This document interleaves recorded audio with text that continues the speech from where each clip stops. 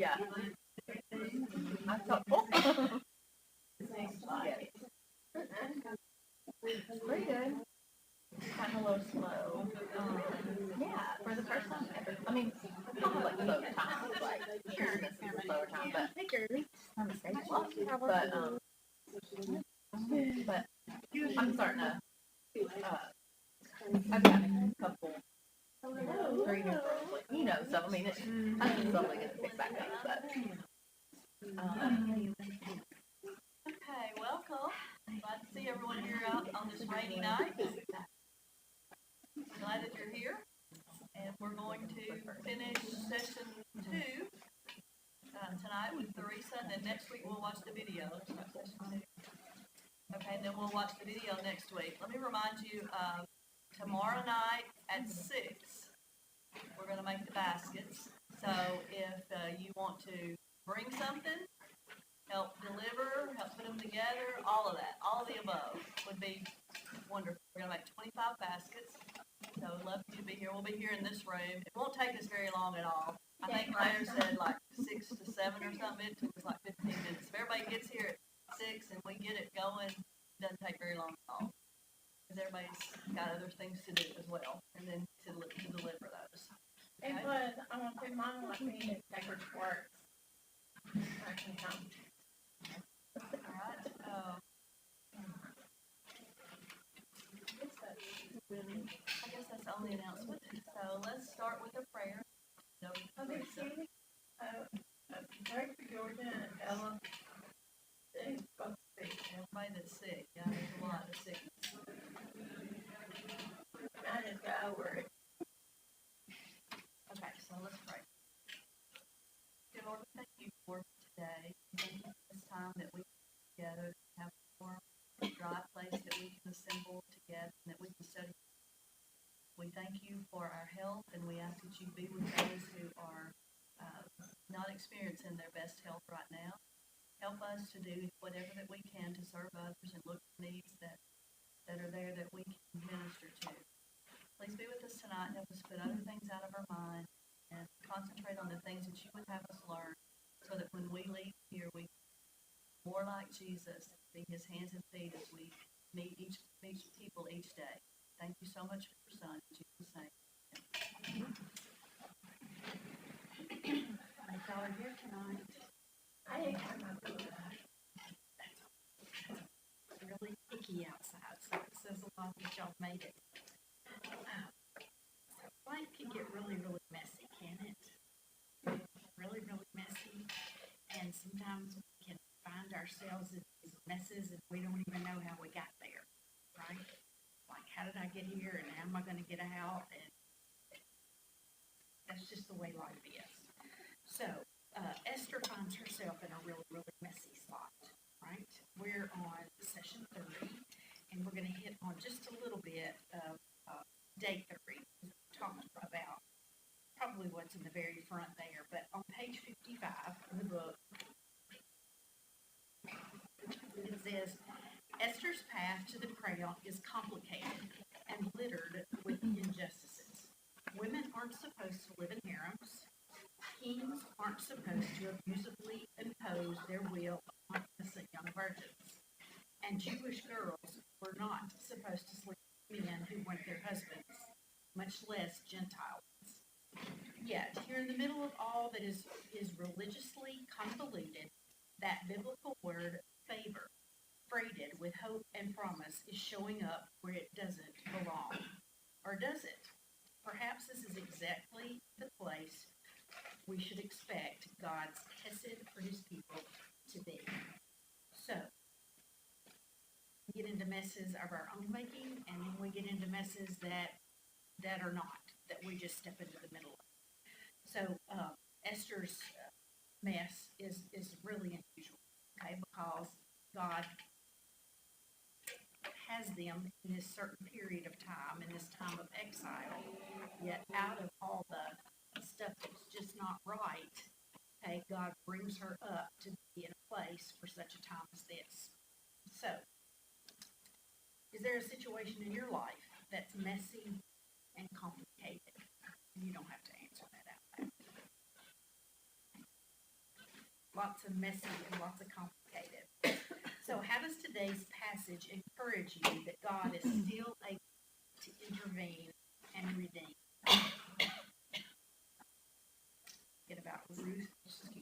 Thinking about Esther's situation. How does this encourage you that God is still able to intervene and redeem? Because she's a Jew. Right? She's a Jew. That's one way that he works.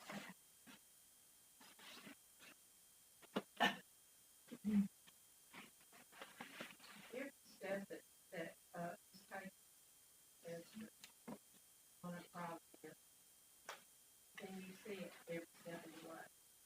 True God being known for.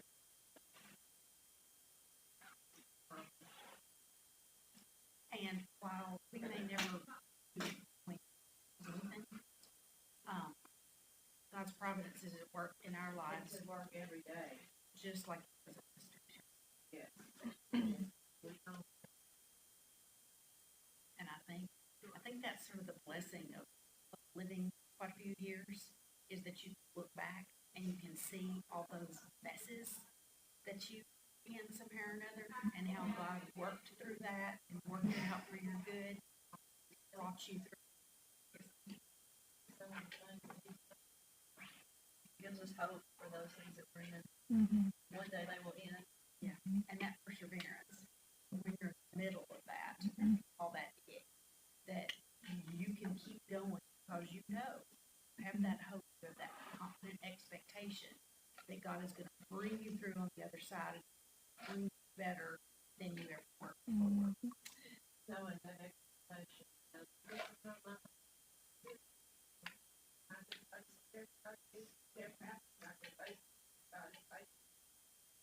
There's a verse that I found recently. It's in Psalms 119:93. And it says, I will never forget your precepts, word, basically. For by them you have preserved my life. So I will never forget precepts, for by them you have preserved my life. So how does the word of God preserve our lives?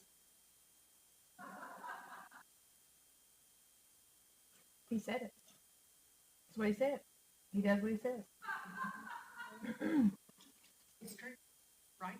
It's true, no matter what's going on. There's a plan, there's a plan for us.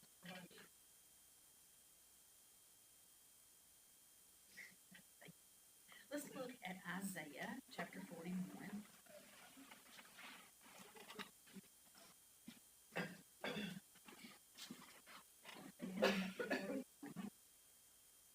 And these are words of encouragement from the prophet Isaiah to the exiles, okay, to people of that, how do we say it? Diaspora? I can't pronounce it. I even listened to it that I could do that. Listen to it and I still can't say it. So these are words of encouragement from Isaiah, and this is chapter 1, verses 8 through 14. 8 through 14.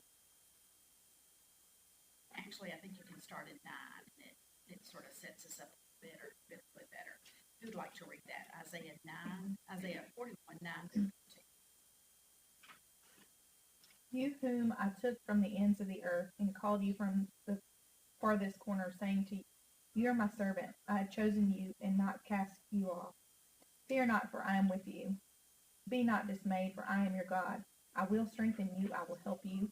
I will uphold you with my righteous right hand. Behold, all who are incensed against you shall be put to shame and confounded.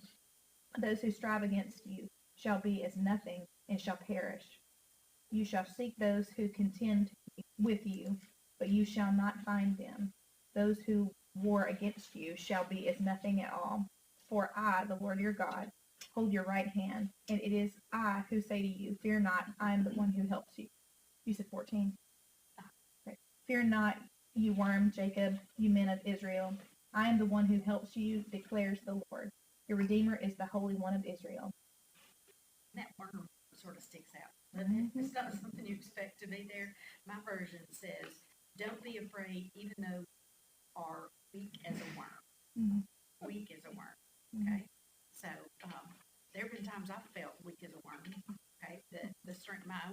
surely could not get me through. So when Isaiah is speaking these words to them, remember this is words to people who are in faraway places. And when we're in faraway places, sometimes we feel very forgotten, right? Very forgotten, or that God is not with us, or that he's off somewhere else and he's turned his back and he's forgotten about us totally. Okay, we're told there, don't worry, I'm with you, don't be afraid, because I'm God, I'll make you strong. If you feel weak as a worm. Okay, so those are really encouraging words. Okay, so God is not against them, he is still for them. Let's look now to Esther, chapter 2.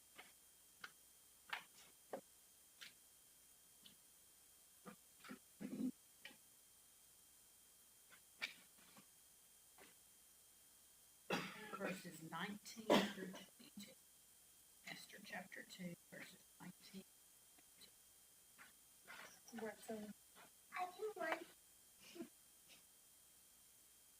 Even after all the young women had been transferred to the second harem and Mordecai had become a palace official, Esther continued to keep her family background and nationality a secret. She was still following Mordecai's directions just as she did when she lived in his home. One day, as Mordecai was on duty at the king's gate, two of the king's eunuchs, Bigthana and Teresh, who were guards at the door of the king's private quarters, became angry at King Xerxes and plotted to assassinate him.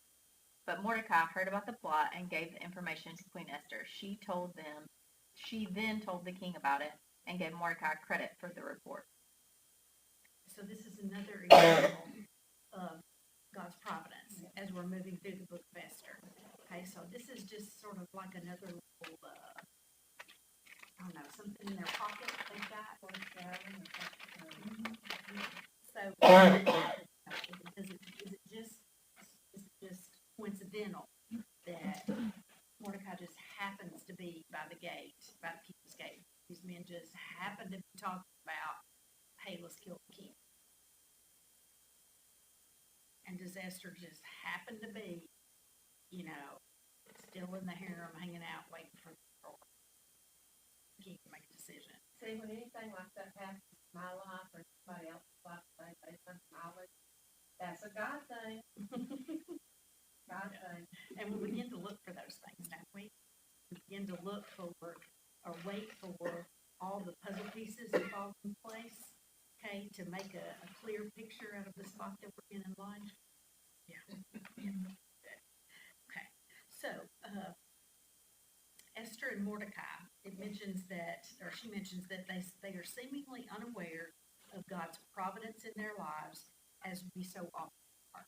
So I do think having our eyes open for things like that and giving God the glory and giving him the praise when those things do happen, okay, and we see that that's all part of a much bigger picture. So she mentioned that the reality that God is in control of all things active in our everyday lives, that is what providence is. Okay, and there's several definitions of providence on page 58, and I really do like one. Usually I like the shorter ones, and I like the one that's longer here. It's got a lot more colorful words, but it says providence is the sovereign divine superintendence of all things, guiding them toward their divinely predetermined end in a way that's consistent with their creative nature, all to the glory and praise of God. Now that's a mouthful, okay? It's a lot of words, but that sovereign divine superintendence, okay? So he's not just intentional toward us, it is a superintendence towards us, looking over with a very, very watchful, detailed eye, that God guides everything that he's made for its intended purpose. Okay, so top of page 59 asks, how does the concept of providence bring comfort and peace to your life?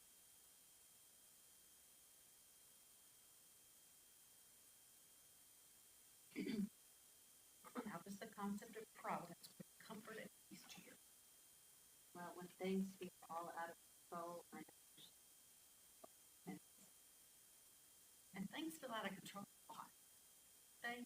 Like in every season of life, every season's got its challenges, and every season's got its blessings. but also every season has its times of chaos Mm. where you think, what in the world is Mhm. okay? That's why having our minds immersed in God's Word, Old Testament, New Testament, whatever Testament you be in, okay, we continually see time and time again how God intervenes and provides. Okay, when Daniel goes into the lion's den, when they're about to be thrown into the furnace, that looks like unsavable situations, unsavable, unredeemable, unreconcilable situations. But yet, being able to have that peace or hang on to that peace, that somewhere or another it's going to all work out. Okay, and when it does, you're going to have a story, right? Mhm. You're going to have a testimony. Okay, Esther 3, 1 through 6. I'm going to find 3, yes, rest.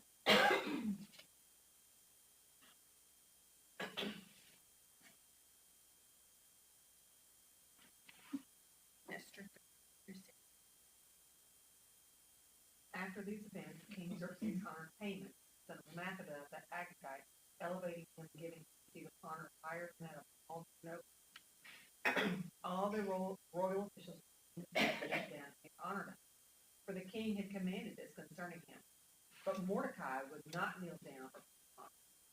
Then the royal officials of the gate asked Mordecai, "Why do you disobey the king's command?" Day after day they spoke to him, but he refused to comply. Therefore, they told Haman about it to see whether Mordecai's behavior was tolerated, for he had told them he was a Jew. When Haman saw that Mordecai would not kneel down and pay him honor, he was great. Yet, having learned who Mordecai's people were, he scorned the idea of killing his own Mordecai. Instead, Haman looked for a way to destroy all Mordecai's, the Jews, throughout the whole kingdom of Xerxes. So we end chapter 2 with Mordecai basically hoarding a plan for the king's life to be brought to an end. But we start chapter 3, and it's not Mordecai who's receiving honor; it's Haman that's receiving honor. So things sort of get flipped one day. We sort of see the flip of that and the injustice of that. There's been a really good deed done by Mordecai, yet at this exact timing, Haman is the one that's being honored. Now, I don't think I'd ever thought quite as deeply on this as Kelly Mentor takes us in this book. I guess I just saw sort of a surface dislike or a surface hatred between Mordecai and Haman. Haman was, high up in the kingdom. Mordecai was just this miserable Jew person who was in exile, and it just made Haman really, really mad. This person who he thought was as good as him would not bow down to him. So I just saw that. I've always just seen that on the surface level. I guess I've never just studied it deeply enough to realize all the history that's there and the fact that Haman is the son of, however you say that word, the Agagite. Okay. Now, maybe if they'd said Amalekite, maybe I would have picked up on it just a little bit better, but I don't know. So he's referred to as an Agagite there because he was an Amalekite during the time when King Agag, what a name, right? Agag was a king. Okay, okay. So all the history of that goes back to the time when the Amalekites, okay, the descendants of King Agag, the Agagites, the Amalekites were basically just like vultures, to the Israelites. Okay, as they were traveling through, as the Israelites were traveling the Promised Land, the Amalekites attacked all the people in the back of the ball. This is like up to 1 million by the time. So all these people trailing off to the Promised Land, and the Amalekites would come and attack like the low-lying fruit, right? Or the low, what do you call that? Low-hanging fruit. The low-hanging fruit. So it's like they're vultures or buzzards, but they're so cowardly, right? Okay, if you want to attack, you just go and attack all of them. It's because they could win. So they waited for the probably the older people, okay, that couldn't keep up for whatever reason. I don't know who all would have been back there, but probably people who couldn't travel as easily, maybe physically disabled. Okay, so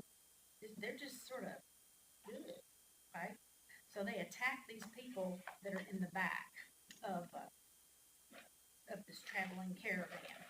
Now, we go all the way back to King Saul, though, way before back to King Saul. King Saul was also told to do what to the Amalekites? Destroy them, all of them, annihilate, or Right, wipe them out completely, and that's the part of the Old Testament I have such a hard time with, is when they wiped somebody out, they didn't just take the strong everybody.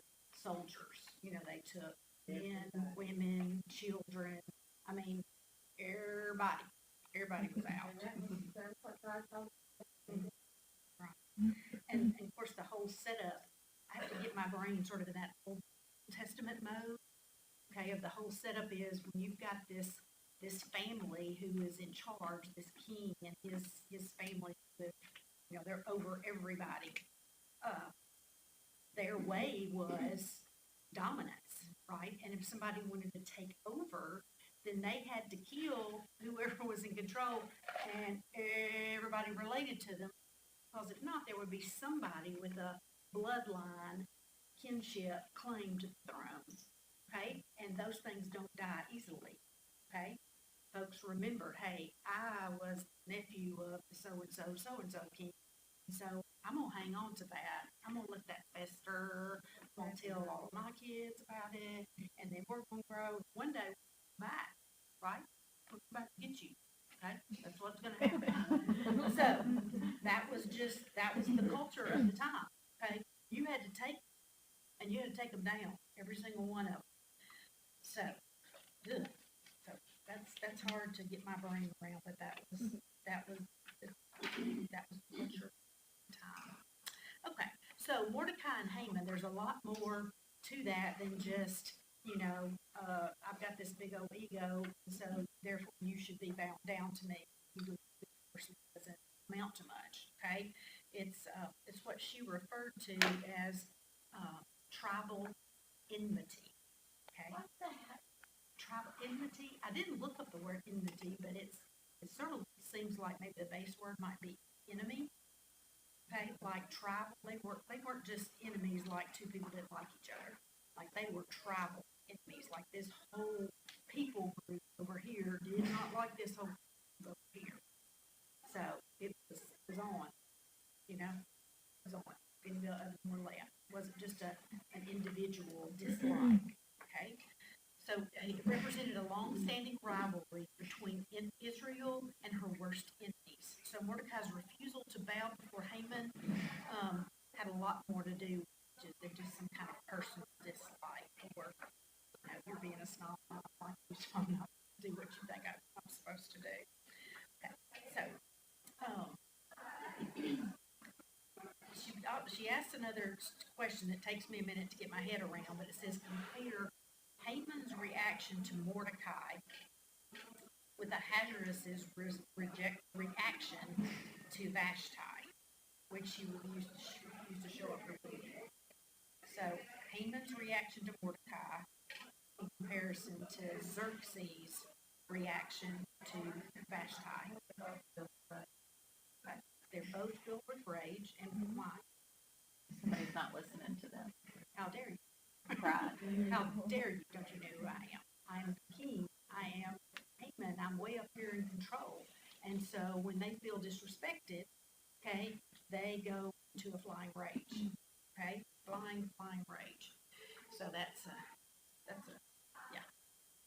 one of those reactions. So Vashti and all the women of Persia suffered as a result of King Xerxes' anger. So it wasn't just Vashti. It was Vashti and every woman in the kingdom was affected by this. Okay, and Mordecai, it wasn't just Mordecai, it was Mordecai and all the Jews that got wrapped up in this tribal unity, okay, this long-standing awfulness.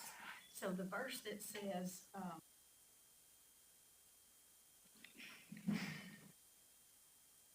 he thought of himself, and he is Haman, he thought of himself as too important to try to kill only Mordecai. Too important. So he was going to use his position, okay, his position within the kingdom to not just kill Mordecai, but to wipe out all the Jews. All the Jews. So that tribal enmity sort of comes into focus. It sort of explains what is an overreaction, okay, but looks like an overreaction on the surface when it truly has these deep, deep roots that go way back to the history of the Jews and the Amalekites. So, you hang on to something too long, might be part of the lesson there too. Don't be hanging on to that stuff, it'll eat you alive. Okay, so today is a good day for us to bow our heads before the Lord and confess that He is God and we are not. Okay, the king and all kings at that time, they thought they were God. They thought they were a god, legit. Okay, but Xerxes thought he was a god, and I'm sure Haman felt like he was just like, he was just right. He could just bear it. He could almost taste it in his mouth that he was God, or was a god, little god. So we are not God. And sometimes you ever get in your spot where you think you got it all figured out. This is what happens. This happens, and this happens, or this happens, and it didn't be the way I think it's supposed to. And then that's right? And that's when God shows us that we're God. Okay, and it doesn't work that way.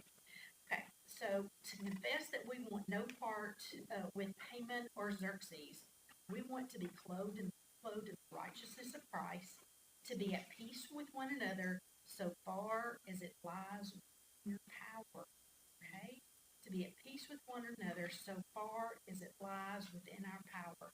Does that mean it's going to happen every single time? Yeah.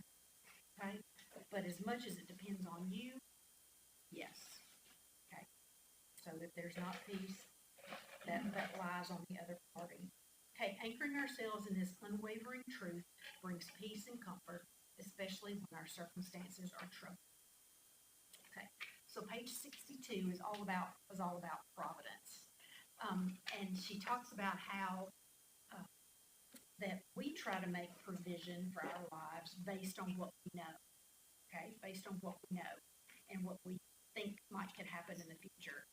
I had to watch this TED talk today, and it was this neurophysicist guy who talked about something about, like, if we had a big fancy neurophysicist, people have these big words for things that are like, well, yeah. Isn't that just common sense? But he had a great big word for saving ourselves stress by considering what could happen in the future and preparing for it. That's sort of like a Boy Scout. Are you a Boy Scout? Okay, because that's what that sounds like. Okay, get your little Boy Scout badge for being prepared. So that's really sort of what we hopefully do. We try to make provisions for what we know in the future. Okay, if you know that you're going to be retiring, which we're all will eventually, you're going to need health care, you're going to need this. We try to do what we can to responsibly prepare for that, right? Not out of fear or like control it, okay? But out of a responsible use of what God has given us. So those things, I think God pretty much holds us responsible for, okay? Not that He won't come to our aid. We make decisions that aren't good. But anyway, provision is God taking care of all those things we have no clue about. It's really Him taking care of everything. But we can't prepare for everything, right? Okay? But God knows what's going to happen, okay? Because He's omniscient. He knows what's going to happen, but He also knows how He's going to put that out here, but how He's going to provide for you and grow closer to Him. So, I thought that was a good way of it. God knows what we need, can see the future perfectly, and knows where all of life is headed. He is the one who guides and guards our life. We pray that a lot, don't we? God, guard, direct us. Okay? No matter what we face in our life, God is lovingly in control. And that is a promise that we have to stand on it, don't we? We have to stand on it and stand firmly. He's both directing our individual lives and the world at large. We can rest in His bountiful providence. Okay, Okay, and when I think about he's directing our individual lives and the world at large, that reminds me of times when we just have to wait, right? There are things on our heart, on our mind, going on in our lives, and we've prayed and we've prayed, and we want to try to take it in control and fix it our own way, but we're just going to mess it up if we do that. So we have to wait and wait because the world at large, okay, there are other puzzle pieces that have to fall into place many times for our situation to look different. Okay, we have to wait for those things, and we can trust that God's doing that. Okay, so Esther 7 through 9. It was the first month of the 12th year of King Xerxes' rule, the month of Nisan. Her, that is the lot, was thrown before Haman to choose a day and a month. So the 12th month, the month Adar, was chosen. Now this is casting a lot for when the day will come that the Jews will be destroyed. Okay, verse 8. Then Haman said to King Xerxes, "There's a certain group of people scattered among the other people in all the states of your kingdom. Their customs are different from those of all the other people, and they do not obey the king's laws." Now, that doesn't really jihad with what we know about Mordecai and Esther, right? Because their customs are different from those of all the other people. Well, yes, but remember, the Jews had sort of acclimated themselves to the Persian culture, right? And it was not obvious that Esther was a Jew. Okay, that was not obvious. Okay, and they don't obey the king's laws. Well, Mordecai. Okay. Esther was. It didn't stand out that she was a Jew, so that doesn't quite what we're told.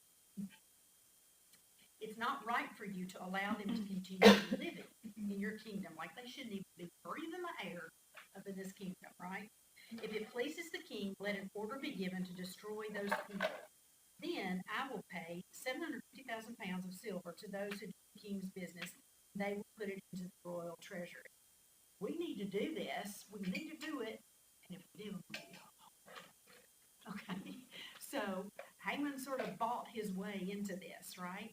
Okay, and with the research that she's included here, in the years between Vashti, when Vashti was queen and Esther became queen, there were about, I think, 4 to 5 to 6 some odd years in there.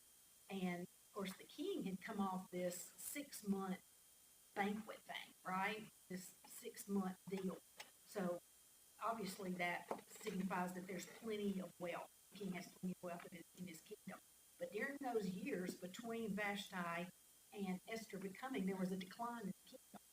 Okay, and other people were coming in and capturing and tearing the kingdom apart. Remember, we saw in that map just how huge Persia was. Okay, so to try to protect all of that would be insurmountable. Okay, but there's a decline occurring. The treasury is emptying itself out. So when Haman comes along with this, you know, he's probably like, well, it's no skin off. Yeah, sure, and I'm going to make some money out of this, right? A whole lot of money off this. So, But at the same time, you would think he's going to get started. But he doesn't. Because he's lazy. and selfish. And very self-centered. All those things. Yeah. And he's shown all that to us It's not already. really king. Very. Okay. My husband always says, power corrupts and absolute power corrupts absolute. Okay. Okay. So let's keep reading there. Esther 3:10 through 15. I'd like to read that. Esther 3:10. So the king took his signet ring from his finger and gave it to Haman, son of Agagite, the enemy of the Jews. Keep the money, the king said to Haman. Do with the people as you. Then on the 13th day of the first month, the royal secretaries were summoned. They wrote out in the script of each province and in the language of each people all Haman's orders, the satraps, the governors of the various provinces and the various people. These were written in the name of King Xerxes himself, and sealed with his own. Dispatches were sent by couriers to all the king's provinces in order to destroy, kill, and annihilate all the Jews, young and old, women and children, on a single day, the 13th day of the 12th month of Adar, and to plunder their goods. A copy of the text of the edict was issued as law in every province, made known to every nationality, so they would be ready that day. So, once the king's signet ring was used to seal an order, then it's done, right? It's done. So I cannot imagine the fear that spread throughout the Jewish people that were in the Persian kingdom at that time. I can't imagine the fear that must have spread, because it's like, okay, on this day, everybody got permission to let's just kill the Jews. We're just gonna kill them. Okay, we're gonna wipe everybody out. Okay, and there were a lot more, everybody else's than the Jews. So I'm sure that caused, I can't imagine. Okay, so the language there was to destroy, kill, completely wipe out the Jews, young, old, women, little children, in or on a single day. Now, she goes on to speculate that Haman probably thought this was going to be a quick thing. Edict, send it out, we start and it's over and it's done. But when the lot was cast, it was 11 months down the road. So a lot can happen in 11 months, right? Okay, the fear, and then probably the rage came about amongst the Jewish people, and then the thinking, and how can we turn this around? What can we do? We've got 11 months, so that extra time in there allowed for other things to happen. Which is again why providential. I mean, if the lot had been quick, just nothing. There was a verse here that she puts in. Proverbs 16:33 says, "The lot is cast into the lap, but its every decision is right." So even through that casting of lots, God worked. So should we be casting lots all the time to make decisions? Well, I don't think I think it's biblical, and I know there have been a couple of times at least that the elders have found themselves in a position. They had maybe two different ways they could go, and it wasn't like a right and a wrong. It was like which one's better, which one is best. So they've done that. I don't know what it was like. I can't say Johnny. Kelly maybe. And Larry, you never know. So, Larry helped look, me at, thing, but Gina thing, he helped me read stuff. Mr. Larry Kiesel. I went through it, but I didn't understand it. I went through it by myself. So, if you can put yourself in Persia as a Jew, what would you be thinking? Here? I think I would be thinking I gotta get out of here. Yeah, I was thinking I wish I'd gone back to work. Yeah, I'd be like, we gotta get out of here, find a path out here. Okay. And the thing about Persia, it was so big. It was the kingdom was, how are we gonna escape because it's so huge? I'm a go-getter though. My husband told me yesterday, he said, "You really are a salesperson." I think I try to, I try to like convince him of something. Something, we gotta work this out. That's right. Some peacemaking. Yes, peacekeeping. Something. I'd have been hot taking it, I'm sure.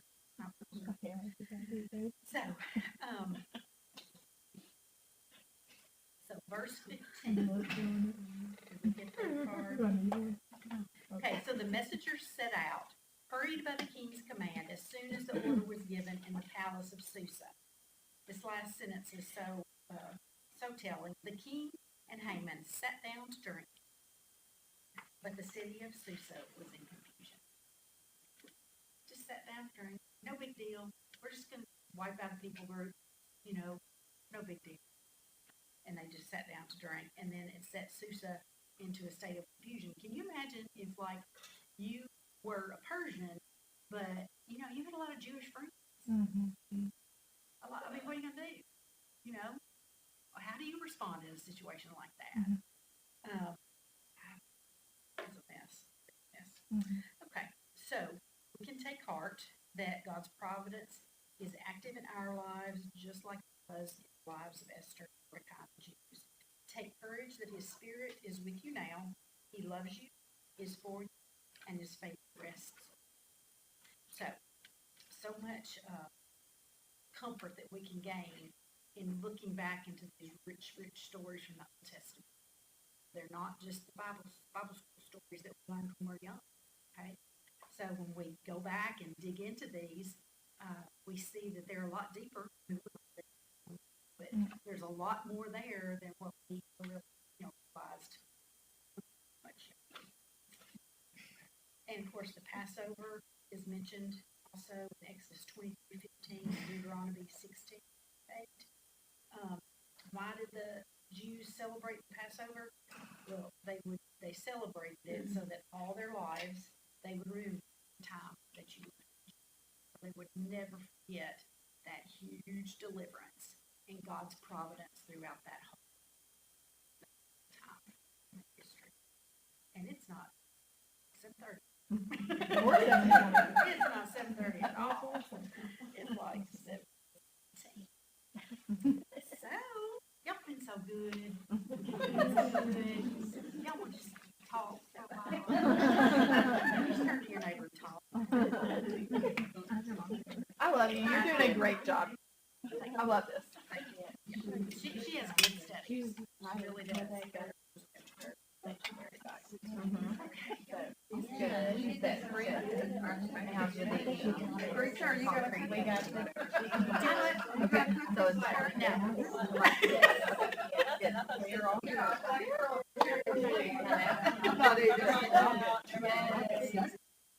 Funny what one big difference.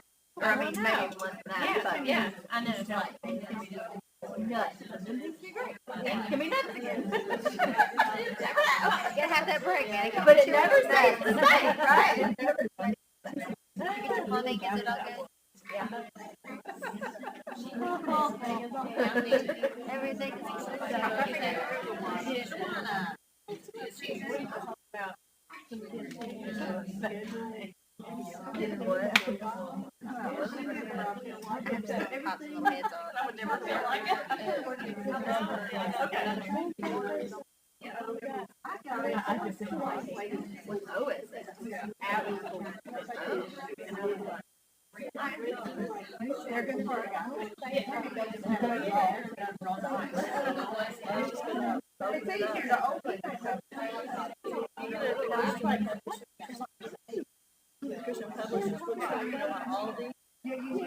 They have it there.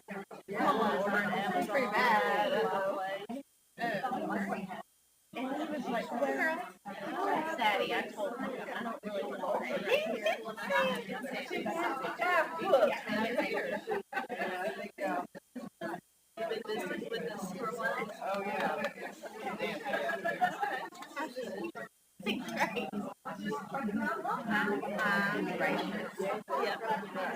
Do they know it? I guess they do. I don't know if they realize what they are saying. Just not know something. I'm just going to prepare and tell Derek. I remember the whole circle of years and you get back up. Yeah, we're going to not talk about that right next week. We'll watch it. So I don't know if Brady ever he kept showing up and I'll be like, okay guys, come on. Put that over. Are you so sick? Right. You gotta go. You're supposed to take a picture. The little bears.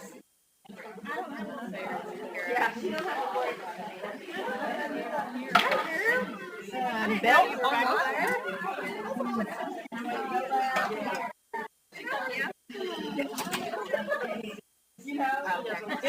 Good. We're dating. They're dating. Yeah, you know.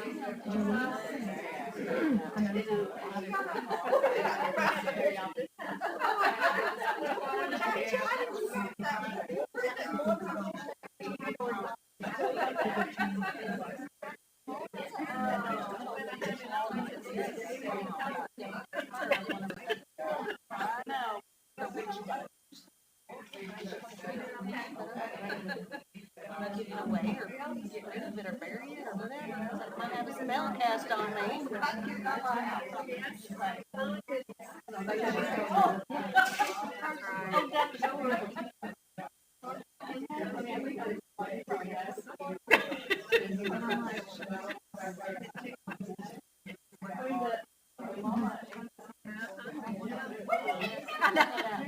Last time.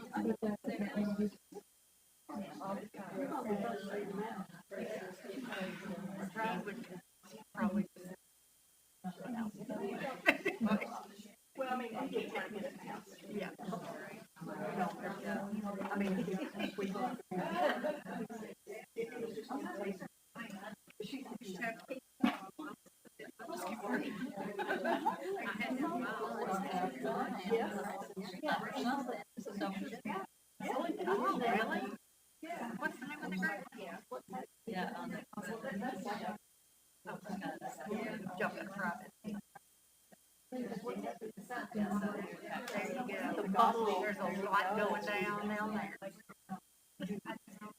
I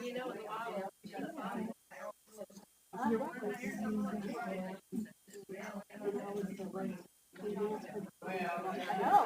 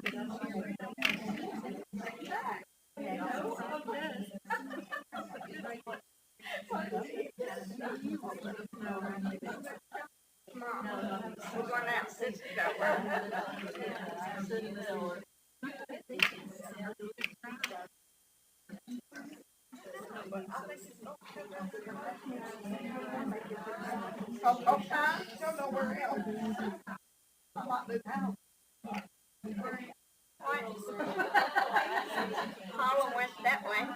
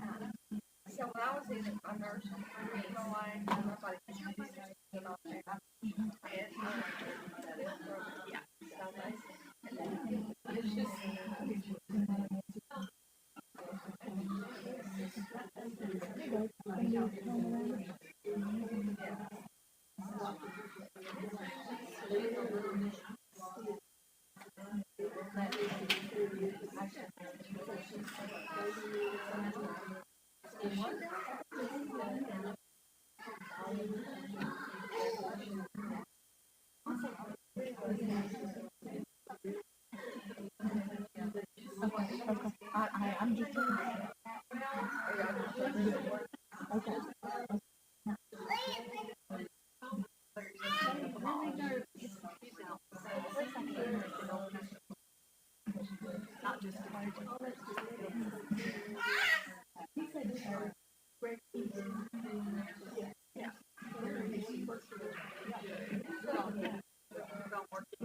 No. Tell me when to go, you know?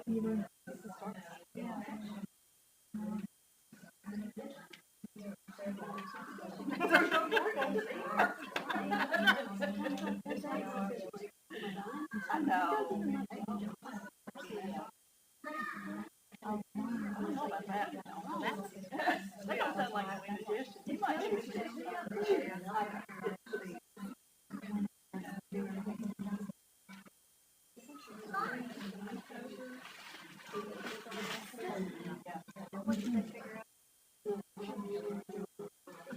No, that's funny.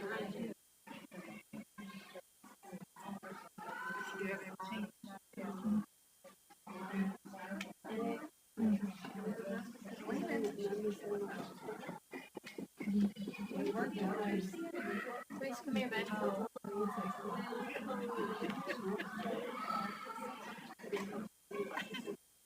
I feel like I know how to do this.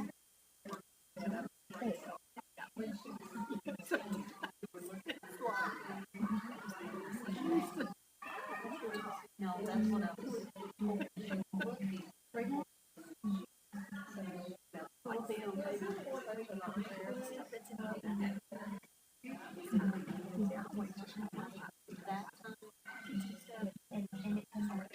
Well, I never did.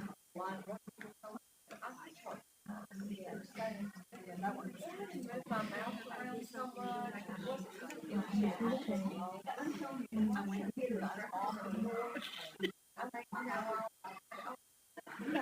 Do something that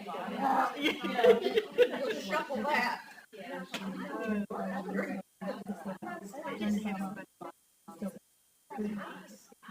Like Indiana, do it across the hall.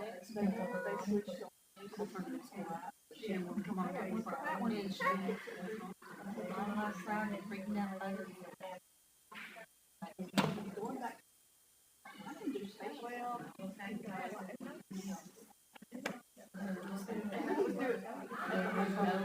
Satisfied.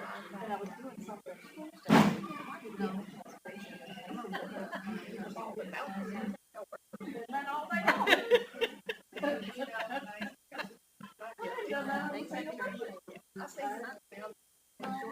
I can't make any good.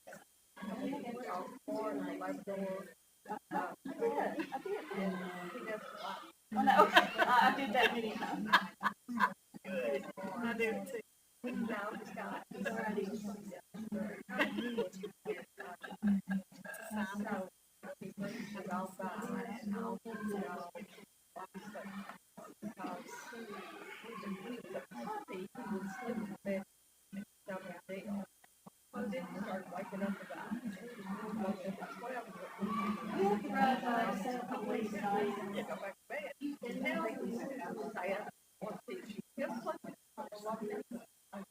some part, it's so, right, here she's, that's some portion.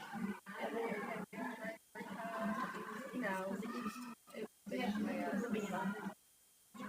but we're going to compare, what, you know, I'm going to, that is, and now it's like, you're going to look,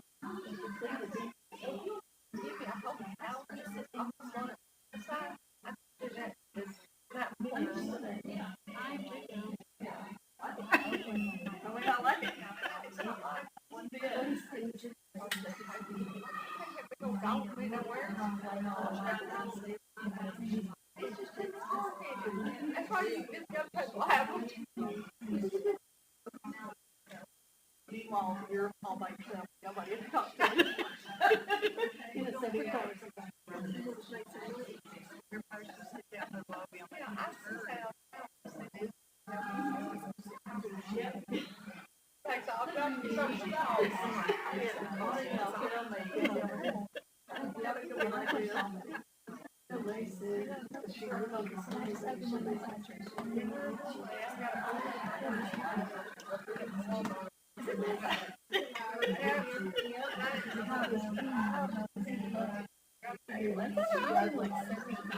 Good, that's good.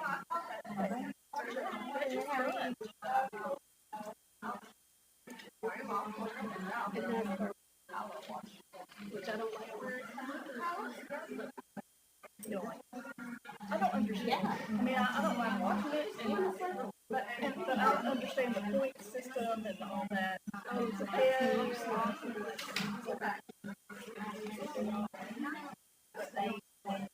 Yeah.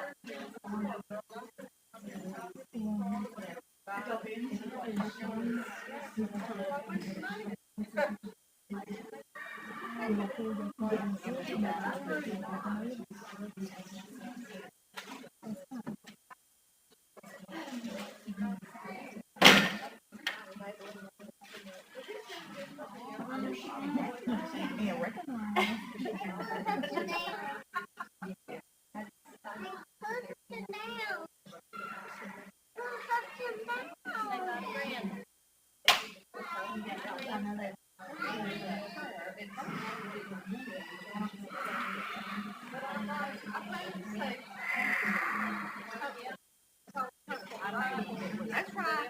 What's good to talk to you, girl?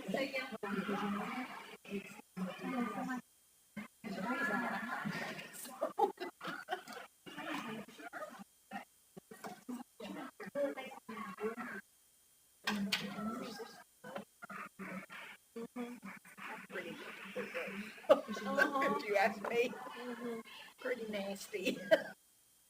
Yep. Oh boy, this world, man. Either one of them. I know. I wouldn't want none of them.